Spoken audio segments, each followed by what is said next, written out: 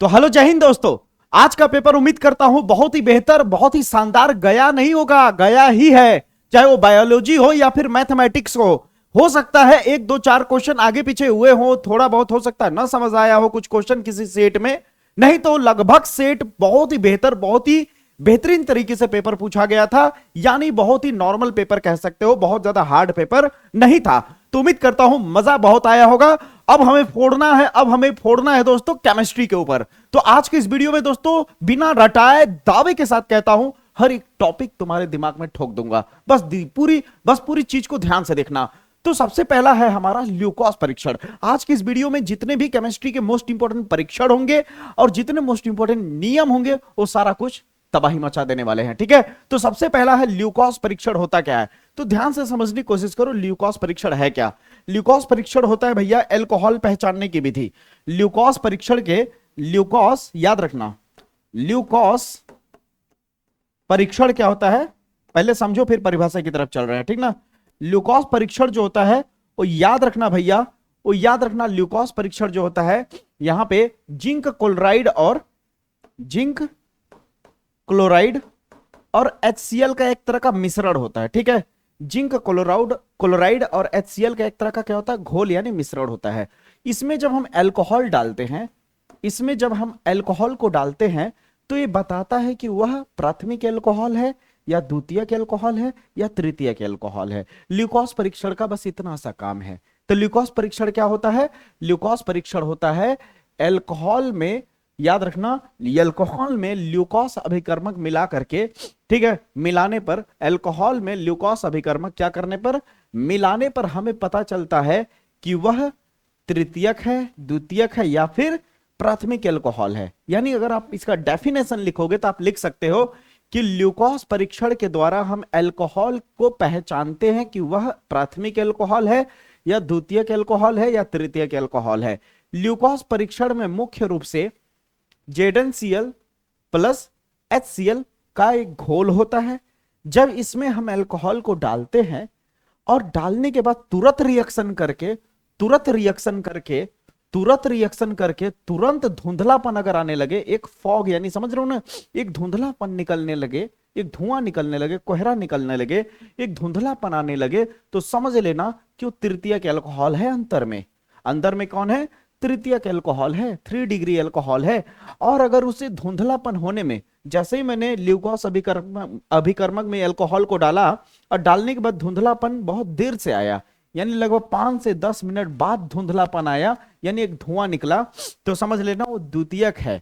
और याद रखना, ध्यान से समझना कि प्राथमिक अल्कोहल में क्या होता है कि जब उसमें तुम ल्यूकोस में डालोगे तो कमरे के ताप पर कोई क्रिया नहीं करता है, कमरे के ताप पे कोई धुंधलापन नहीं आता, मतलब कहे धुंधलापन आता ही नहीं है। और अगर धुंधलापन ना आए तो समझ लेना कि वो क्या है भैया, प्राथमिक अल्कोहल है। समझ रहे हो, यानी तुरंत धुंधलापन आ जाए तो तृतीयक, 4 से 5 मिनट बाद है तो द्वितीयक, और बहुत समय लगाए या फिर ना आए तो समझ लेना प्राथमिक। समझ रहे हो, तो इस परीक्षण का काम क्या होता है, अल्कोहल की पहचान करने के लिए एक तरह की बहुत ही सरल विधि होती है ल्यूकोस परीक्षण। उम्मीद करता हूं दिमाग में ठोक दिया होगा मैंने कि ल्यूकोस परीक्षण क्या होता है। ल्यूकोस परीक्षण ZnCl2 यानी जिंक क्लोराइड और HCl का एक घोल यानी मिश्रण होता है। इसमें अल्कोहल को डाला जाता है और अल्कोहल को डालने के बाद पता चलता है कि अल्कोहल प्राथमिक है, द्वितीयक है या फिर तृतीयक अल्कोहल है। समझ आई इतनी बातें, क्लियर हुआ इतनी बातें। अब चलते हैं अगले प्रश्न पे। अगला प्रश्न है फेहलिंग विलियन परीक्षण क्या होता है। फेहलिंग विलियन परीक्षण क्या होता है याद रखना, फेहलिंग विलियन परीक्षण जो होता है याद रखना, या विलियन हटा करके फेहलिंग परीक्षण भी पूछा जा सकता है, याद रखना। परीक्षण में कोई ना कोई एक तो आता ही है बाबू, ये बात आपको पता होगा। तो एल्डिहाइड की पहचान के लिए, एल्डिहाइड इसे ऐसे पूछा जाएगा एग्जाम में, क्वेश्चन है एल्डिहाइड की पहचान के लिए कौन से परीक्षण का उपयोग किया जाता है, ये भी पूछा जा सकता है। या फिर सीधे सीधे आपको पूछ सकता है फेहलिंग परीक्षण के बारे में बताइए, या घुमा के पूछना होगा तो पूछेगा एल्डिहाइड की पहचान के लिए कौन से परीक्षण का उपयोग किया जाता है। तो ध्यान से समझिए, जब एल्डिहाइड को फेहलिंग विलियन में, जब एल्डिहाइड को फेहलिंग विलियन, अब होता क्या बता रहा हूं, जब एल्डिहाइड को फेहलिंग विलियन में के साथ अगर गर्म किया जाए, जब एल्डिहाइड को फेहलिंग विलियन के साथ गर्म किया जाता है, क्या किया जाता है बच्चा, गर्म किया जाता है, तो क्यूप्रस ऑक्साइड, क्या, क्यूप्रस ऑक्साइड का एक लाल भूरा रंग का अवक्षेप, अवक्षेप का मतलब पीपीटी होता है, अवक्षेप का मतलब जैसे किसी चीज को लिक्विड में डालो और वो घुलने के बजाय जम जाए, समझ रहे हो, अंदर में जाके जम जाए, तो जमने को ही अवक्षेप कहते हैं, ठीक है। तो क्यूप्रस ऑक्साइड नाम का लाल भूरा अवक्षेप प्राप्त होता है, ठीक है, समझ आई मेरी बातें, लाल भूरा अवक्षेप प्राप्त होता है। और एक और मजे की बात सुनो कि फेलिंग विलयन में कीटोन के साथ यह परीक्षण नहीं देता है, कीटोन के साथ इसकी अभिक्रिया नहीं होती है, समझ आई मेरी बातें। ये फेलिंग विलयन की अभिक्रिया किसके साथ होती है बच्चा, फेलिंग विलयन की अभिक्रिया सीधे सीधे एल्डिहाइड को पहचानने की एक विधि है, ठीक है। यह शर्करा की जांच में भी उपयोगी है, यह शर्करा की जांच में भी उपयोगी है कि वो शर्करा है या नहीं। तो फेलिंग विलयन जब भी दिमाग में आए तो तुरंत एकदम बिना सोचे एकदम दिमाग में बैठा लीजिएगा कि एल्डिहाइड पहचानने की बहुत ही अच्छी विधि है, एल्डिहाइड पहचानने की बहुत ही अच्छी विधि मानी जाती है, ठीक है, याद रखिएगा। ये याद रखिए, कीटोन में परीक्षण में भाग नहीं लेता, कीटोन के साथ अभिक्रिया नहीं करता। टॉलिन अभिक्रिया क्या होता है, टॉलिन अभिकर्मक क्या होता है, या टॉलिन परीक्षण क्या होता है, ये भी लगभग उसी तरह है जैसे एल्डिहाइड पहचानने की ही विधि होती है ये, लेकिन तरीका अलग है। यहां पे क्या होता है, ध्यान से समझिए, अमोनियम सिल्वर नाइट्रेट को ही क्या कहा जाता है, टॉलिन अभिकर्मक कहा जाता है, अमोनियम सिल्वर नाइट्रेट को ही टॉलिन अभिकर्मक कहा जाता है।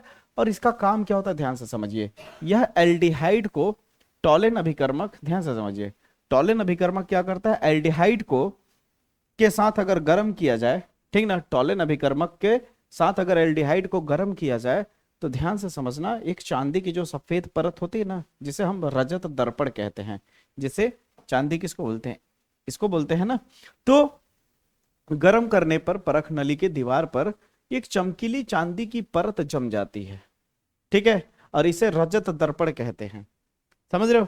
और अगर ऐसा हुआ, ठीक है, अभिक्रिया करने पर अगर चांदी की उस शीशे के ऊपर चांदी की एक परत चढ़ गई गर्म करते दौरान, चमकीली सी, तो समझ लेना कि एल्डिहाइड है। और अगर कीटोन के साथ इसकी अभिक्रिया कराने की कोशिश करोगे तो कीटोन के साथ ये कोई रिएक्शन नहीं करता है। तो टॉलिन अभिकर्मक और फेलिंग विलयन को देखो तो एकदम लगभग सिमिलर है, बस वहां भूरा लाल रंग का अवक्षेप प्राप्त होता है और यहाँ पे रजत दर्पण प्राप्त होता है। सीधी सी बात है कि टॉलिन अभिकर्मक आएगा तो बोलोगे कि यह एल्डिहाइड के पहचानने की एक साधारण विधि है, एल्डिहाइड के पहचानने की साधारण विधि है।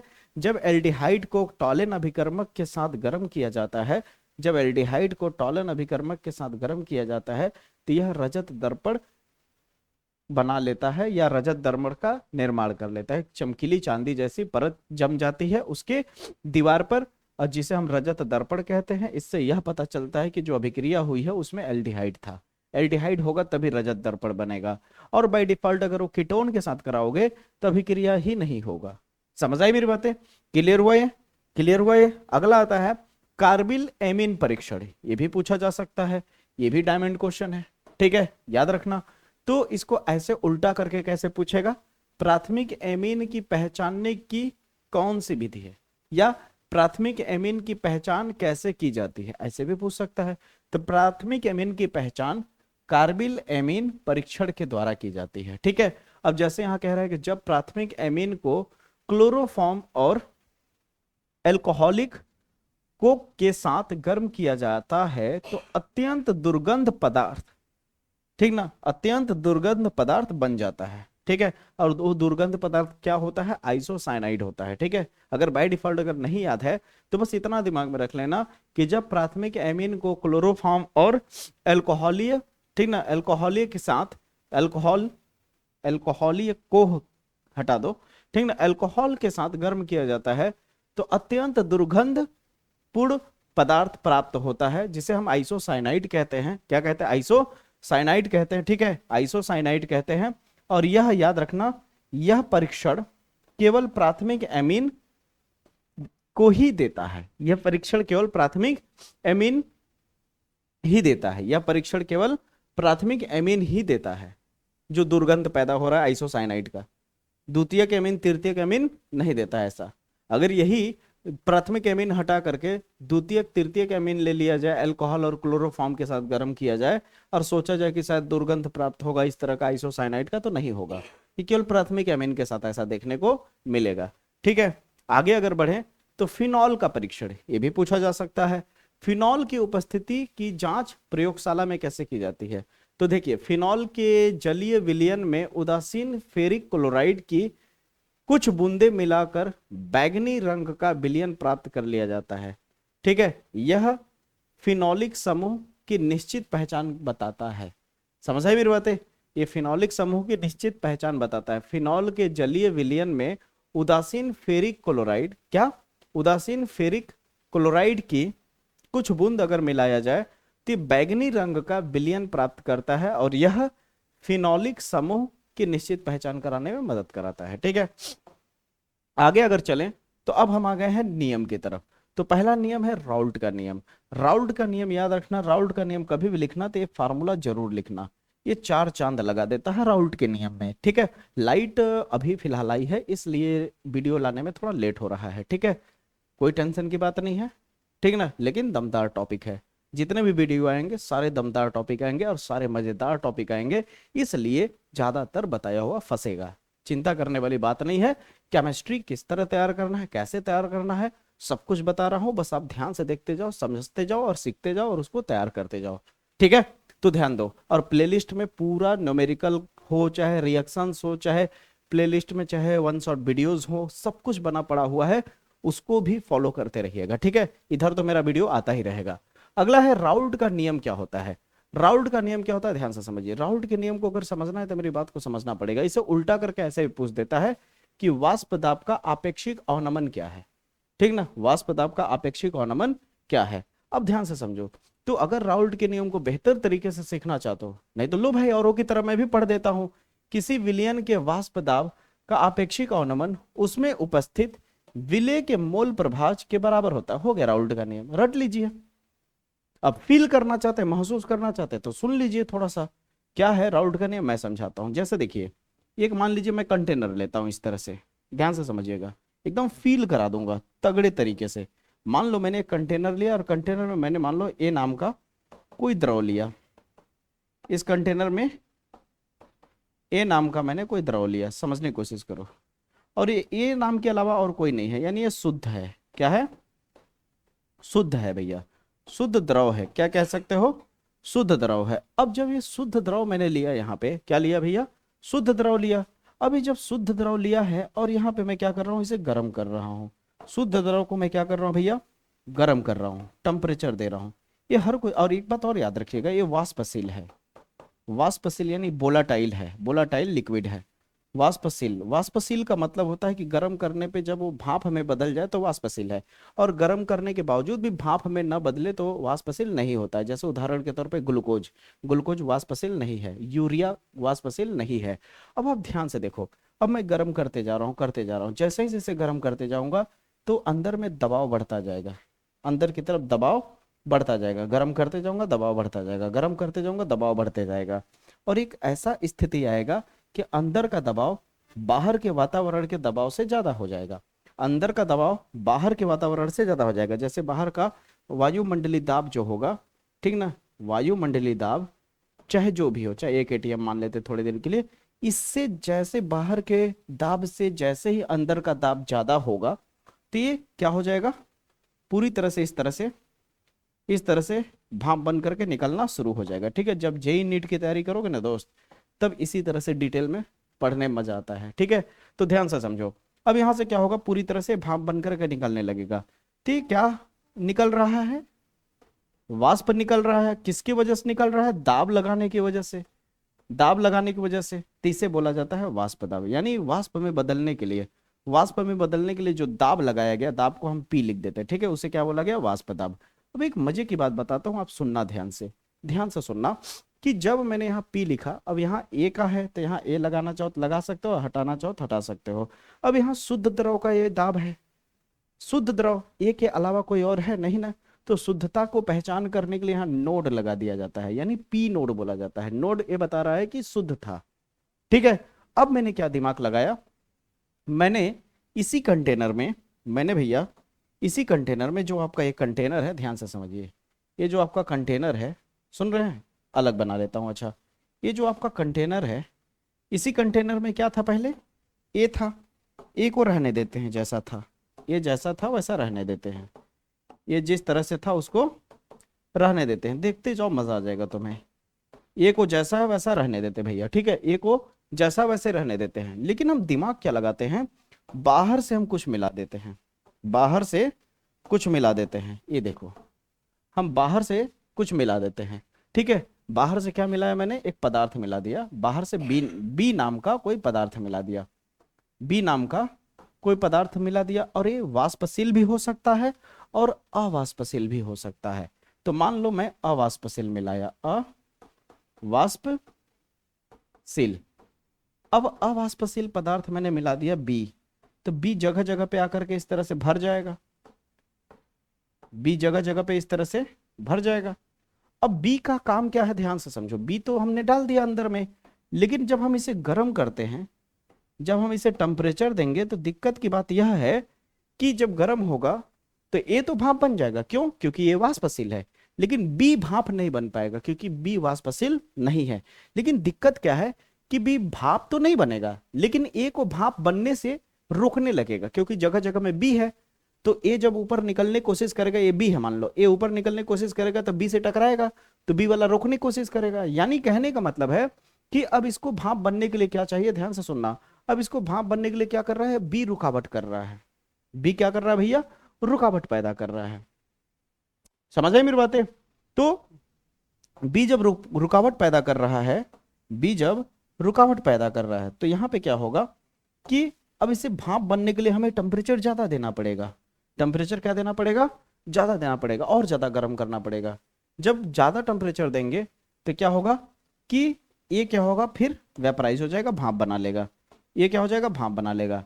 क्या अब ये जो भाप बना, जो भी दाब लगा होगा, अब वो दाब जो है, वो जो दाब है क्या केवल शुद्ध ए का है या मिश्रण का है, तो कहोगे मिश्रण का है, क्योंकि यहाँ बी भी है और ए नाम का भी चीज है।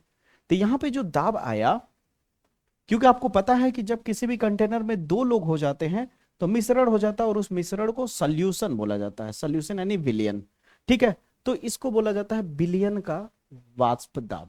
वाष्प नहीं बोलोगे, विलयन का दाब बोल लो, या विलयन का वाष्प दाब बोल सकते हो, विलयन का वाष्प दाब।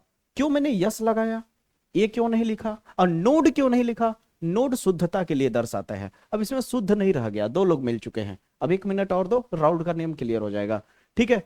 क्यों ऐसा क्लियर कर रहा हूं, क्योंकि यहाँ पे जो फार्मूला है, ये फार्मूला भी प्रूफ कर दूंगा, तो क्या होगा, जब मेरा न्यूमेरिकल देखोगे तो ज्यादा बेहतर क्लियर कर पाओगे। अब ध्यान से समझने की कोशिश करो, बस ये 1 मिनट और लगेगा कि यहाँ पे इतनी बात तो समझ आ गई आपको, कोई दिक्कत नहीं हुआ। अब मैंने क्या बोला कि जो दाब है यहाँ वाला, ध्यान से सुनिएगा, ए वाला जो दाब है, ये जो दाब है भैया पीएस वाला, ये कम हो जाता है। टेम्परेचर बढ़ेगा तो दाब क्या हो जाता है, इसके मुकाबले कम हो जाता है। इसके मुकाबले दाब क्या हो जाता है, कम हो जाता है। जैसे एग्जांपल दे रहा हूं कि अगर यहाँ पे दाब मान लो 100 लगा होगा, तो यहाँ पे दाब घट करके कितना आ गया होगा, मान लो 40 आ गया होगा, या फिर क्या कहते हैं 45 आ गया होगा, कुछ भी हो गया होगा। समझ आई मेरी बातें। तो तुम्हें करना क्या है, किसी ने पूछा ठीक है भाई दाब तो कम हो गया, जब हमने किसी चीज को मिलाया, जब किसी चीज को मिलाया तो बिलियन का दाब क्या हो गया, कम हो गया। बिलियन का दाब क्या हो गया, कम हो गया। समझ आई मेरी बातें। तो एक पागल इंसान होगा वो भी बता देगा कि इनमें अंतर कितना है। अगर आपसे कोई कहे कि आपके पास 10 रुपए था, 2 घंटे बाद 30 रुपए हो गया, तो बताइए कितने का अंतर है।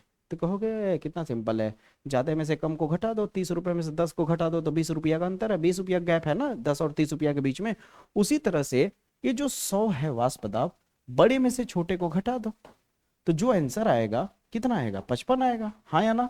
ये जो 55 आया है घटाने के बाद, इसी 55 को बोला जाता है वाष्प दाब का अवनमन। क्या बोला जाता है, वाष्प दाब का अवनमन। यानी कहने का मतलब कि अगर पी नोड में से अगर तुम पी एस को घटा रहे हो, तो इसे बोला जाता है वाष्प दाब का अवनमन।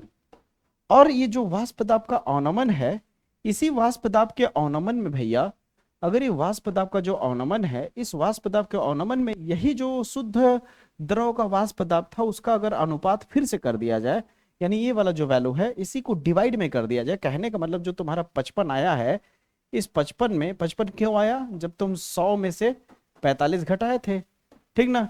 और इसी 100 को फिर नीचे लिख दो, तो ये जो आएगा ना भैया, ये जो आएगा इसे बोला जाता है वाष्प दाब का आपेक्षिक अवनमन कहा जाता है। वाष्प दाब का आपेक्षिक अवनमन कहा जाता है। और ये जो वाष्प दाब का आपेक्षिक अवनमन निकला है अभी ताजा ताजा, ये वाला दिख रहा है, वाष्प दाब का जो अपेक्षिक अवनमन है ये बराबर होता है मोल प्रभाज के। अब किसके मोल प्रभाज के? जो तुमने बाहर से मिलाया है। बाहर से क्या मिलाया? बी नाम के चीजों को मिलाया है ना। तो बाहर से जो तुमने मिलाया है वो कम मात्रा में है, और जो पहले से था वो ज्यादा मात्रा में। यानी ए बहुत ज्यादा मात्रा में था और जो बाहर से डाला वो थोड़ा कम मात्रा में था, ठीक ना। तो कम मात्रा वाला जो होता है, कम मात्रा वाला जो होता है उसका वाष्प दाब, उसका मोल प्रभाज क्या होता है? इसके वाष्प दाब के अपेक्षिक अवनमन के बराबर होता है। अब मोल प्रभाज क्या होता है? मोल प्रभाज क्या होता है? जैसे मान लो सपोज दैट यहाँ ए और बी है, यहाँ ए और बी, ए नाम की चीज मिली हुई है और बी नाम की चीज मिली हुई है। तो ए के मोलों की संख्या को n से लिख रहे हैं और ए को ऐसे। कई बार बता चुका हूं तो आप जान ही रहे हो मैं क्या लिखूंगा, ऐसा तो है नहीं पहली बार देख रहे हो वीडियो मेरा, ठीक है। तो ए की मोलों की संख्या और बी की मोलों की संख्या है, ठीक है। समझो मेरी बात को। मान लेते हैं ए जो इसके अंदर है उसके मोलों की संख्या मान लेते हैं 3 है, और बी जो इसके अंदर इसके मोलों की संख्या मान लेते हैं 7 है, ठीक है।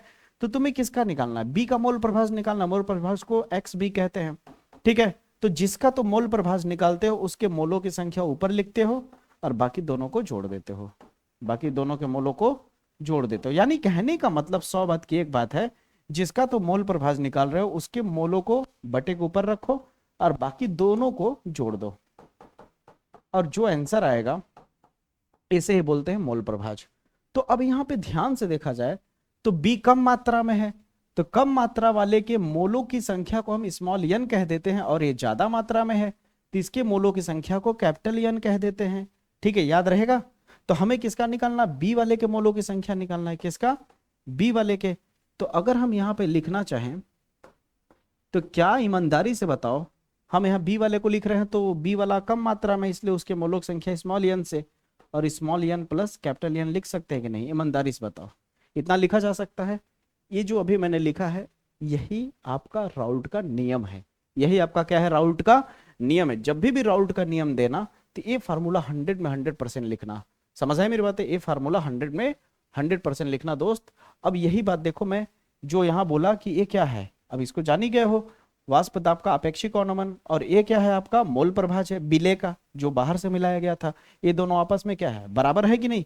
अब राउल्ट के नियम को पढ़ो, क्या लिखा हुआ। अब तुम्हें ना रटा हुआ टाइप का नहीं लगेगा। क्या लिखा है कि किसी विलियन, जो ये बिलियन बना है ना, बिलियन दो लोगों का मिश्रण, किसी विलियन में वाष्प दाब का आपेक्षिक अवनमन और उसमें उपस्थित बिले, बिले कौन है? जो कम मात्रा में, कम मात्रा में कौन है? जो बाहर से डाला गया, बी वाला क्या है? बिले है, ठीक ना। बिले का मोल प्रभाज के बराबर होता है, इसे ही राउल्ट का नियम कहते हैं। और नीचे में फार्मूला लिख देना। अब बताओ ईमानदारी से समझ आया कि नहीं? क्लियर हुआ या नहीं? राउल्ट का नियम क्लियर हुआ? फार्मूला भी समझ आया कैसे लाया गया? क्लियर हुआ? यह याद रखना, राउल्ट, ये नीचे भी लिख दिया, यह नियम केवल तनु और अवाष्पशील विलेय पदार्थों के लिए लागू होता है, ठीक है। अब क्योंकि देख लो विलेय पदार्थ जो मैं डाला था वो अवाष्पशील था, ठीक है। अगले प्रश्न की तरफ चले। कोलराउस का नियम क्या है?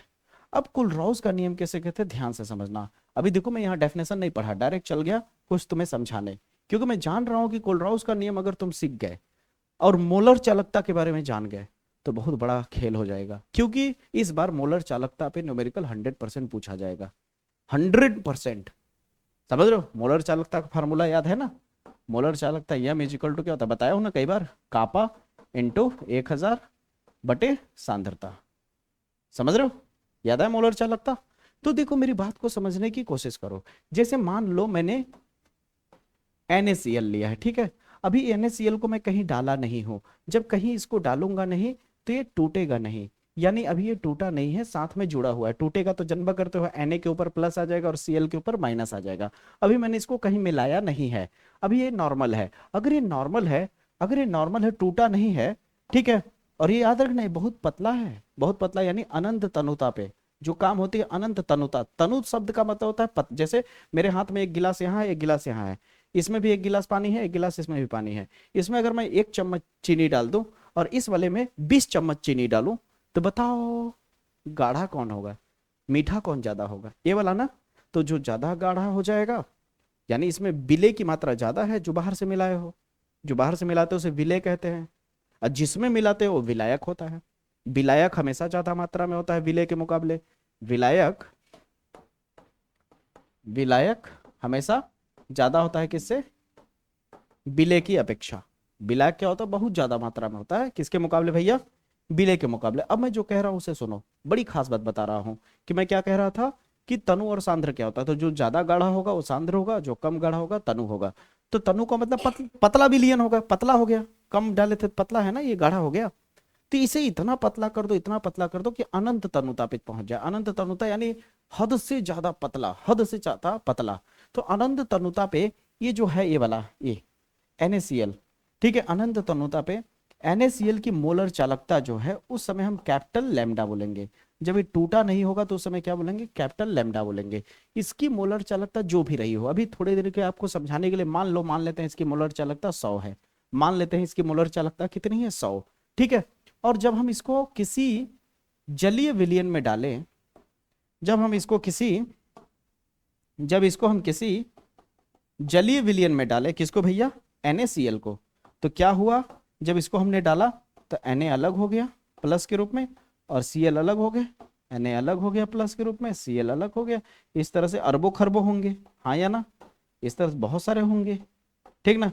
इस तरह से अलग हो गए टूट करके जब मैंने NaCl पानी के अंदर डाला। तो अब मैंने एक चीज नोटिस किया कि पानी के अंदर डालने से पहले इसकी जो मोलर चालकता थी, पानी के अंदर डालने से पहले, जलीय विलयन में डालने से पहले NaCl की जो मोलर चालकता थी, और डालने के बाद जो दो लोग टूट गए तो अलग अलग जिनकी मोलर चालकता, मैंने इसका अलग से निकाला मोलर चालकता। जब टूटने के बाद मोलर चालकता को स्मॉल लैम्डा से लिखा जाता है, ठीक है।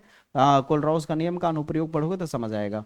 अब यहाँ पे Na प्लस कर दिया मैंने, और Cl का जब मैंने मोलर चालकता निकाला तो इसे Cl माइनस कर दिया। और मैंने बड़ा खास चीज नोटिस किया, मैंने बड़ी मजेदार चीज नोटिस की कि जब इन दोनों को मैंने जब जोड़ा, तो एग्जाम्पल के तौर पे मान लो ये 40 है और ये मान लो सपोज दैट 60 है, तो जब मैं दोनों की मोलर चालकता को जोड़ा भैया तो 100 मिला यार। यानी टूटने से पहले, पानी में डालने से, जलीय विलयन में डालने से पहले इस वाले की मोलर चालकता जो थी, और जलीय विलयन में डालने के बाद जब ये दो लोग टूट गए तो टूटने के बाद इसकी मोलर चालकता और इसकी मोलर चालकता जो है, इन दोनों को जब जोड़े तो रे बाप रे बाप उतना ही मिला जो पहले था। इसका मतलब ये कह सकते हो कि अनंत तनुता पे किसी, याद रखना, अनंत तनुता पे किसी भी पदार्थ की मोलर चालकता, ठीक है, और उसे घोले जाने के बाद उसके धन आयन और ऋण आयनों की मोलर चालकता के योगफल के बराबर होता है। यानी मैं क्या कह रहा हूं कब से?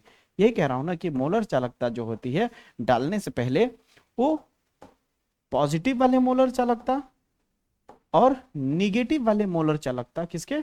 निगेटिव वाले मोलर चालकता के योगफल के क्या होता है? बराबर होता है। यही मैं बोल रहा हूं, इसे ही कोलराउस का नियम कहते हैं। अब मैं इसे पढ़ रहा हूं, अगर समझ ना आए तो आप कमेंट में गाली देके चले जाओ, लेकिन ध्यान से देखो, आपको मजा आएगा, ठीक है। किसी विद्युत अपघट्य के अनंत तनुता पर, यही है ना, अनंत तनुता पर मोलर चालकता, मोलर चालकता यहां पे ऐसे लिखेंगे, ठीक है। मोलर चालकता उसके धन आयनों और ऋण आयनों की व्यक्तिगत मोलर चालकताओं के योगफल के बराबर होता है। व्यक्तिगत काट भी सकते हो, ठीक है। धन आयन और ऋण आयनों की मोलर चालकता के बराबर होता है। इसे ही हम कोलराउस का नियम कहते हैं, ठीक है। इसका उपयोग दुर्बल वैद्युत अपघट्य की चालकता निकालने के लिए किया जाता है। इसका उपयोग किसके लिए किया जाता है? दुर्बल वैद्युत अपघट्य की चालकता निकालने के लिए किया जाता है। अब एक मजे की बात बताता हूं, आपके 7 सेट में जो उत्तर प्रदेश में पूछा जाएगा, उसमें किसी एक सेट में सीधे कोलराउस का नियम न पूछ करके ये पूछेगा कि कोलराउस के नियम को परिभाषित करने के साथ साथ इसका एक अनुप्रयोग लिखिए। अनुप्रयोग लिखिए, तब क्या करोगे? तो अनुप्रयोग मैं करके दिखाता हूं इसी के साथ। अगर कोलराउस के नियम का अनुप्रयोग पूछ दिया तो क्या करोगे? तो अनुप्रयोग बता रहा हूं, कोलराउस के नियम का जरूर पूछा जाता है। तो जब अनुप्रयोग पूछे तो ऐसे हेडिंग लगा लेना, और एग्जाम्पल के तौर पे तुम दिखा देना कि मैं कौन सा ले रहा हूं। मैं दुर्बल वैद्युत अपघट्य ले रहा हूं। कैसा ले रहा हूं? दुर्बल वैद्युत अपघट्य ले रहा हूं। और वो कौन है दुर्बल वैद्युत अपघट्य? CH3COOH ले रहा हूं। एसिटिक एसिड कहते हैं, एसिटिक अम्ल कहते हैं। तो इसको डालने से पहले कैसे दिखेगा? डालने से पहले कैपिटल के साथ दिखेगा CH3 COOH, हाँ या ना? अब मान लो इसको तुमने किसी जली विलयन में डाल दिया, तो डालने के बाद ये क्या होगा? दो हिस्से में टूट जाएगा। दो हिस्से में जब ये टूटता है तो कैपिटल लेमडा स्मॉल लेमडा में बदल जाता है। जब ये टूटेगा तो कैपिटल लेमडा किस में बदल जाएगा? स्मॉल लेमडा में। तो टूटने के बाद क्या होगा? CH3COO जो होगा, CH3COO जो होगा वो निगेटिव के साथ आ जाएगा। ठीक है, किसके साथ आ जाएगा? निगेटिव के साथ। और जो H प्लस है वो क्या रहेगा आपका? पॉजिटिव के साथ रहेगा। यहां तक समझ आया नहीं? क्लियर हुआ यहां तक? कोई दिक्कत? कोई दिक्कत नहीं। अब यहां तक हो जाने के बाद आप ध्यान से समझना, इसमें आप जानबूझ करके नमक डालते हो NaCl, जले पे नमक छिड़कना, यानी NaCl डालोगे। और NaCl ऐसे ही तो ला नहीं दोगे। मैथमेटिक्स क्या कहता है कि आप अगर अजर्रा कोई चीज तो नहीं घुसेड़ दोगे ना। तो हम जानबूझ करके, जैसे मैथमेटिक्स में नहीं होता आवश्यकता पड़ने पे एक बार जोड़ देते हैं और एक बार घटा देते हैं, यानी 1 जोड़ा और 1 घटा दिया, या 2 जोड़ दिए 2 घटा दिए।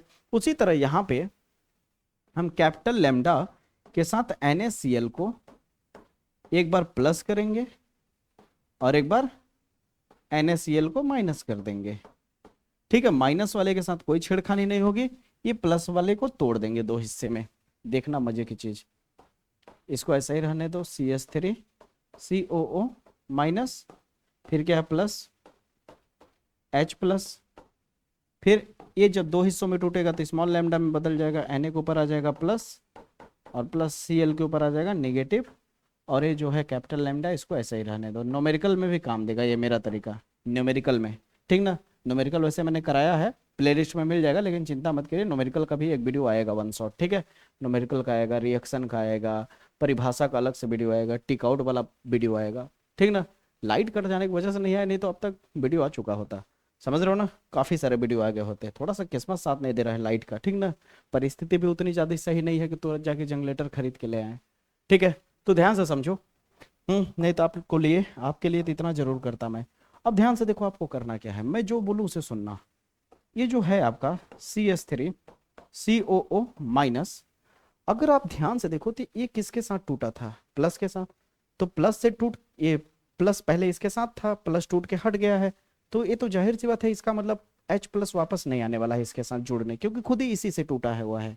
हम्म तो अब माइनस को तो चाहिए प्लस। अब प्लस दिख रहे हैं दो लोग, एक यहाँ एक यहाँ, ये वाला जाएगा नहीं, तो जाहिर सी बात है कौन ले लेंगे हम?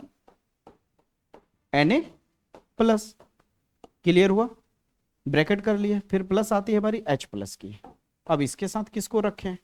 H प्लस को चाहिए निगेटिव, तो निगेटिव वाला किसको लेते हैं? Cl माइनस को। ठीक है, अब इसको भी ब्रैकेट कर लेते हैं। अब हमारे पास जो बच गया बाहर में उसको रहने देते हैं जैसा है वैसे, NaCl। आखिरी स्टेप खत्म हो जाएगा इसके बाद। अब आप ध्यान दीजिए, जब कैपिटल होता है तो टूट के स्मॉल बन जाता है, तो दो लोग स्मॉल हैं अगर जुड़ेंगे तो क्या बन जाएंगे? कैपिटल बन जाएंगे। क्या हो जाएगा? CH3 COO Na हो जाएगा, प्लस यहाँ एक प्लस और ये माइनस है, यहाँ प्लस हो गया। ठीक ना? ये स्मॉल स्मॉल लैम्डा है, जब ये जुड़ेंगे तो क्या हो जाएंगे? कैपिटल लैम्डा, और मिलके H और Cl बना लेंगे, यानी HCl। फिर माइनस ए जो है, ये देखो, इस पर न्यूमेरिकल भी पूछा जाता है। न्यूमेरिकल कैसे पूछता है? आपको वैल्यू दे देगा इन सब का, समझ रहे हो? इसका वैल्यू दे देगा, इसका वैल्यू दे देगा, इसका वैल्यू दे देगा, कहेगा इसकी मोलर चालकता बताइए क्या होगा। समझ आई मेरी बात? क्लियर हुआ यहाँ तक? यहाँ तक क्लियर हुआ? आपको कैसे दे देगा? बोल देगा कि यहाँ पे CH3COO का वैल्यू है 0 दशमलव या 1.2345, इसका वैल्यू दे देगा 2.346, ऐसा समथिंग करके कुछ वैल्यू दे देगा। यहीं पे पुटअप करके आपको रखना होता है, मैं कराऊंगा, चिंता मत करिए। ठीक है, अगले प्रश्न पे चलते हैं। फैराडे के वैद्युत अपघटन का नियम।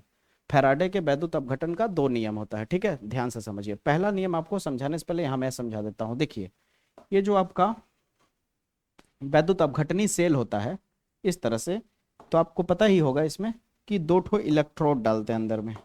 क्या डालते हैं? 2 ठो इस तरह इलेक्ट्रोड होता है। ठीक ना? इस तरह 2 इलेक्ट्रोड होता है।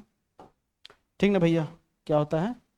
2 इलेक्ट्रोड होता है, और यहाँ पे हम लोग इस तरह बैटरी से कनेक्शन दे देते हैं। ठीक है, बैटरी से क्या कर देते हैं? कनेक्ट। तो ये प्लस वाला है तो ये प्लस वाला टर्मिनल है, माइनस वाला है माइनस वाला टर्मिनल। अब इसके अंदर क्या होता है, इलेक्ट्रोलाइट यानी वैद्युत अपघट्य डाल देते हैं। वैद्युत अपघट्य किसे कहते हैं, अगर आपसे कोई पूछ ले कि वैद्युत अपघट्य विलयन क्या है, दुर्बल वैद्युत अपघट्य और प्रबल वैद्युत अपघट्य क्या होता है, तो वैद्युत अपघट्य किसे कहते हैं, ऐसा विलयन जो धन आयन और ऋण आयन में टूट जाए, ऐसा विलयन जो प्लस और माइनस में ब्रेक हो जाए, उसे क्या कहते हैं, वैद्युत अपघट्य कहते हैं। क्या कहते हैं बच्चा, वैद्युत अपघट्य कहते हैं। और वैद्युत अनअपघट्य क्या होता है, जो आयन में न टूटे, जैसे ग्लूकोज यूरिया ये सब आयन में नहीं टूटते। समझ आए मेरी बातें।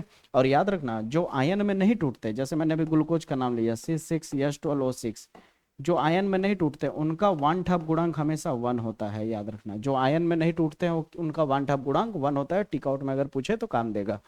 अब देखो यहाँ पे ध्यान से समझने वाली बात है कि यहाँ पे जो है, जैसे मान लो यहाँ पे Na और यहाँ मान लो Cl है, ठीक है, तो प्लस वाला माइनस की तरफ जाएगा, माइनस वाला प्लस की तरफ जाएगा, समझे, यानी जाके चिपकने लगते हैं, इकट्ठा होने लगते हैं। तो अगर मान लो मैं कह रहा हूं कि यहाँ पे आकर के Na इस तरह से स्टोर होता जाएगा, चिपकता जाएगा, चिपकता जाएगा, चिपकता जाएगा, तो Na प्लस जितना ज्यादा होगा उतना ही ज्यादा चिपकेगा। हाँ या ना में जवाब चाहिए। उतना ही ज्यादा चिपकेगा, और उतना ही ज्यादा चिपकेगा तो मास यानी वजन उतना ही ज्यादा इकट्ठा होगा, मास यानी वजन, समझ रहे। और ये क्या है, एक तरह का आवेश है, चार्ज। क्या है, चार्ज। इसका मतलब ये कह सकते हो कि जितना ज्यादा चार्ज उतना ज्यादा मास यहाँ पे इकट्ठा होगा। मास का मतलब द्रव्यमान। और पता ही है कि जितना ज्यादा चार्ज होगा उतना ही ज्यादा मास होगा। चार्ज और ज्यादा होता, Na प्लस और ज्यादा होता, चार्ज का मतलब आवेश, आवेश और ज्यादा होता तो यहाँ पे मास और ज्यादा डिपॉजिट होता, आवेश और ज्यादा होता तो मास और ज्यादा डिपॉजिट होता। इसका मतलब चार्ज जितना ज्यादा होगा मास उतना ही ज्यादा डिपॉजिट होगा। एक के बढ़ने से दूसरा अगर बढ़ता है तो वहां क्या लगता है, डायरेक्टली प्रोपोर्शनल लगता है, पता है ना, डायरेक्टली प्रोपोर्शनल लगता है। यही चीज यहाँ आपको फार्मूले में देखने को मिलता है, ठीक है। यही चीज यहाँ पे फार्मूले में, आपको फार्मूला लिखा नहीं है लेकिन आपको देखने को मिलेगा। तो फैराडे का प्रथम नियम क्या है, इलेक्ट्रोड पर मुक्त पदार्थ की मात्रा प्रवाहित आवेश के समानुपाती होता है। यह है इसका पहला नियम। बड़ी सरल भाषा में है कि इलेक्ट्रोड पर मुक्त पदार्थ की मात्रा, मात्रा का मतलब द्रव्यमान यानी वजन, वो क्या होता है भैया, वो होता है आवेश के समानुपाती। यानी ये कह सकते हो कि Q डायरेक्टली प्रोपोर्शनल यम होता है। और ये बात आप जानते हो, ये जैसे ही डायरेक्टली प्रोपोर्शनल हटेगा तो जेड आ जाता है। क्या आ जाता है, जेड आ जाता है। क्लियर हुआ, मजा आया। आगे बढ़ते हैं। दूसरा नियम क्या है, जब समान विद्युत धारा लगाई जाती है, ध्यान से समझो, जब समान विद्युत धारा लगाई जाती है या प्रवाहित की जाती है तो उत्सर्जित पदार्थों की मात्रा जो होती है, उत्सर्जित पदार्थों की जो मात्रा होती है उसके समतुल्य भार के समानुपाती होती है। ये इसका दूसरा नियम है, इसका दूसरा नियम है। और डिटेल में जानने के लिए, और ज्यादा डिटेल में जानने के लिए आप विद्युत रासायनिक सेल वाले को जाकर के एक बार देखोगे, समझ रहे हो, तो और ज्यादा बेहतर समझ पाओगे। समझ आई मेरी बातें। अगले पे चलते हैं। अगला है मार्कोनिकॉफ का नियम बताइए। मार्कोनिकॉफ का नियम भी पूछा जाता है। अब कहोगे मार्कोनिकॉफ का नियम, हाँ पूछा जाता है, ठीक ना। मार्कोनिकॉफ के बाद क्या आएगा, हमारा हेनरी का नियम आएगा, ठीक है। तो मार्कोनिकॉफ का नियम क्या होता है, तनी देख लीजिए, बहुत इजी है, मैं आपको समझा रहा हूँ। मार्कोनिकॉफ क्या होता है, मार्कोनिकॉफ रूल क्या होता है, जैसे मान लो CH3 CH2 double bond CH2 इस तरह से लगा हुआ है, मान लो, ठीक है। ध्यान से समझो, यहाँ पे हाइड्रोजन एक नहीं रहेगा, बैलेंस नहीं हो पाएगा, एक ही हाइड्रोजन रहेगा, ठीक ना, इस तरह से है। अब मान लो इसकी अभिक्रिया में, याद रखो, HBr के साथ करा रहा हूं। इसकी अभिक्रिया किसके साथ करा रहा हूं, HBr के साथ। इस तरह से समझने की कोशिश करना। तो ये अभिक्रिया होने से पहले, HBr की अभिक्रिया जब कराओगे, गर्म करोगे, तो अभिक्रिया होने से पहले बॉन्ड पहले टूटेगा। क्या टूटेगा, बॉन्ड। अगर आप कहो तो मैं यहाँ पे आपको साइड में समझा देता हूँ। ये जरूरी भी है मार्कोनिकॉफ, क्योंकि याद रखना 5 नंबर में आपको पूछा जाता है, ऐसे आधा अभिक्रिया दे के छोड़ देगा, ऐसे तीर बना के, और उधर आपको अभिक्रिया को कंप्लीट करना होगा। अगर आपने अनसॉल्व देखा होगा, PYQ प्रीवियस ईयर का पेपर देखा होगा, तो आप भली भांति मेरी बात से परिचित होंगे। अब आप ध्यान से देखो मैं क्या कहना चाह रहा हूं। जैसे ही इसे करोगे तो CH3 CH इस तरह से बॉन्ड ब्रेक हो जाएगा। समझ आए मेरी बात है, बॉन्ड क्या हो जाएगा भैया, इस तरह से ब्रेक कर जाएगा। अब जैसे ही बॉन्ड ब्रेक होगा तो मार्कोनिकॉफ रूल यह कहता है कि हाइड्रोजन जिधर ज्यादा है, हाइड्रोजन ज्यादा जिधर ज्यादा है उधर ये वाला हाइड्रोजन जाकर के डिपॉजिट हो जाएगा, और कम वाले हाइड्रोजन की तरफ ब्रोमीन चला जाएगा। हो गया, अभिक्रिया खत्म। इसी को यहाँ लिख दिया जाएगा, CH3 CH डबल बॉन्ड की जगह सिंगल बॉन्ड हो जाएगा, यहाँ एक बॉन्ड खाली एक यहाँ, क्योंकि जब ये बॉन्ड डबल है ऐसे टूटेगा ना ऐसे, तो एक यहाँ भी स्पेस मिल जाएगा, एक यहाँ भी जोड़ने के लिए। तो यहाँ यह ज्यादा वाले हाइड्रोजन के देखो, यहाँ हाइड्रोजन 2 है और यहाँ हाइड्रोजन 1 है, तो ज्यादा वाले की तरफ हाइड्रोजन चला जाएगा और कम वाले की तरफ Br। यही सेम रिएक्शन मैं रखता हूँ। अब देखना ना, एंटी मार्कोनिक ऑफ सीख जाओगे इसी बहाने, जब समझा ही रहा हूँ तो चलो थोड़ा सा और मेहनत कर देता हूँ, ठीक है, क्योंकि जब ऑर्गेनिक पढ़ाऊंगा रिएक्शन वाली चीजें तो आपको मदद मिलेगी। अगर यहाँ कोई पराऑक्साइड यानी कोई कैटलिस्ट यानी उत्प्रेरक रख दिया जाए, जैसे मान लो मैंने पराऑक्साइड रख दिया, क्या रख दिया, पराऑक्साइड, तो क्या होगा कि अब ये मार्कोनिक of rule anti Markovnikov of में बदल जाएगा। यानी कहने का मतलब अब जिधर ज्यादा हाइड्रोजन है उधर ब्रोमीन चला जाएगा और कम वाले हाइड्रोजन की तरफ हाइड्रोजन आ जाएगा। ये है एंटी मार्कोनिक ऑफ रूल। अब बताओ समझ आया? यही बात यहाँ कही गई है कि जब किसी असममित एल्किल, ये लिखा ना, एल्किन पर HBr जैसे अभिकर्मक का योग होता है, तो अभिकर्मक का ऋणात्मक भाग यानी ब्रोमीन वाला ऋणात्मक भाग कार्बन परमाणु से जुड़ जाता है, जिस पर हाइड्रोजन परमाणु की संख्या सबसे कम होती है। समझ रहे हो? जिस पर हाइड्रोजन कम होता है उस पर Br जुड़ जाता है। कब? जब मार्कोनिक ऑफ रूल होता है। और ज्यादा वाले हाइड्रोजन की तरफ कौन जुड़ जाता है? H जुड़ जाता है। इसे ही मार्कोनिक ऑफ का नियम कहते हैं। ईमानदारी से बताओ समझ आया? अगला है हेनरी के नियम को बताइए। तो हेनरी का नियम भी पूछा जा सकता है। तो हेनरी का नियम बहुत इजी है। अभी आपने अगर वो राउल्ट का नियम समझा होगा तो बड़ा इजी तरीके से समझ जाओगे हेनरी का नियम। तो कह रहा है कि स्थिर ताप पर, ताप स्थिर रहना चाहिए यानी कांस्टेंट टेम्परेचर, स्थिर ताप पर किसी विलायक के निश्चित आयतन में घुली गैस का द्रव्यमान उस गैस के वाष्प दाब के समानुपाती होता है। उस गैस के वाष्प दाब के क्या होता है? समानुपाती होता है। इसे ही कहा जाता है हेनरी का नियम। इसका उपयोग गोल्ड डिस्क मेकर की विलेयता बढ़ाने में या फिर गोताखोर के सिलेंडर में किया जाता है। ठीक है, तो ये सब उदाहरण छोड़ो, बस इतना ध्यान में रखना जो मैंने बोला है। समझ आई मेरी बातें? यहां तक क्लियर हुआ आपको? अब दोस्तों यहां तक आपको क्लियर हो गया तो आप अगर इस वीडियो में ध्यान से देखो तो आपको नियम और क्या कहते हैं परीक्षण दोनों क्लियर कर दिया। तो अब आप कहोगे कि सर ये जो नियम परीक्षण बताए हैं इससे बाहर तो नहीं आएगा ना? तो ये जो नियम और परीक्षण बताएगा मेरे भाई, ये पूरी बुक का ही है। अब नियम तुम खोजोगे तो इससे ज्यादा नियमन नहीं मिलेगा केमिस्ट्री में, परीक्षण खोजोगे तो इससे ज्यादा परीक्षण मिलेगा ही नहीं। तो कॉन्फिडेंस लेवल बढ़ गया ना कि अब आएगा तो इसी में से आएगा। समझ रहे हो? अब इस वीडियो के बाद अगला वीडियो जो आने वाला है वो हमारा निर्माण विधि पे आने वाला है, यानी बनाने की 5 निर्माण विधि, एमीन बनाने की 5 निर्माण विधि, कीटोन बनाने की 5 निर्माण विधि, एसीटोन बनाने की निर्माण विधि, एसिटल्डिहाइड बनाने की, क्लोरोफॉर्म बनाने की, फिनॉल बनाने की, अल्कोहल बनाने की। इसमें इतने सरल तरीके से, इतने इजी तरीके से मैं क्लियर किया हूं कि आपको मजा आ जाएगा। पहले इस वीडियो को देख करके आप तैयार करते रहिए, तब तक मेरा वीडियो आते रहेगा। ठीक है, लाइट कटने की वजह से थोड़ा सा ये वीडियो बहुत लेट में पब्लिक कर रहा हूं। उम्मीद करता हूं कि आप जगह होंगे, इस वीडियो को जरूर देखेंगे और इस वीडियो को ढेर सारा प्यार देंगे। जय हिंद।